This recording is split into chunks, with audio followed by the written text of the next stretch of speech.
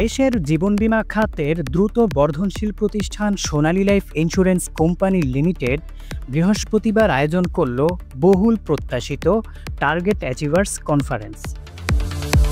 রাজধানীর pan Pacific Sonargaon হোটেলে দিনব্যাপী উৎসবমুখর পরিবেশে অনুষ্ঠিত এ মহা উৎসব হয়ে উঠেছিল কোম্পানির এজেন্ট, অংশীদার ও কর্মকর্তাদের সাফল্য উদযাপনের প্রাণকেন্দ্র।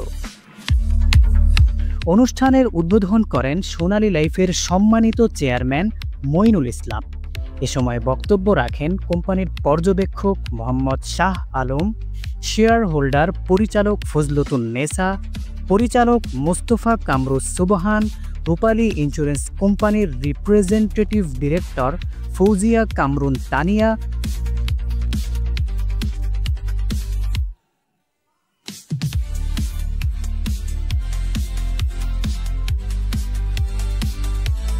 এবং স্পন্সর পরিচালক শেখ মোহাম্মদ ড্যানিয়েল সহ আরও অনেকে।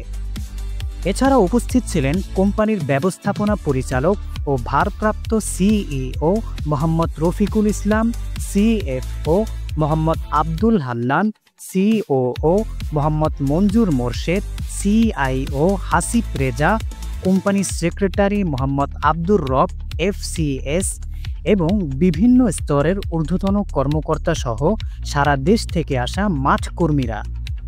সাফল্য অর্জনকারীদের আন্তরিক অভিনন্দন জানিয়ে বক্তারা বলেন, সোনালী লাইফের প্রকৃত শক্তি হল পলিসি হোল্ডারদের আস্থা এবং হাজারো কর্মীর সততা ও নিষ্ঠা। কোম্পানির সিইও রফিকুল ইসলাম বলেন, গ্রাহকদের আস্থা ও বোর্ডের সুদূর প্রসারী নির্দেশনার ফলে সোনালী আজ দৃঢ় অবস্থানে পৌঁছেছে এবং ধারাবাহিক প্রবৃদ্ধি বজায় রাখতে সক্ষম হয়েছে।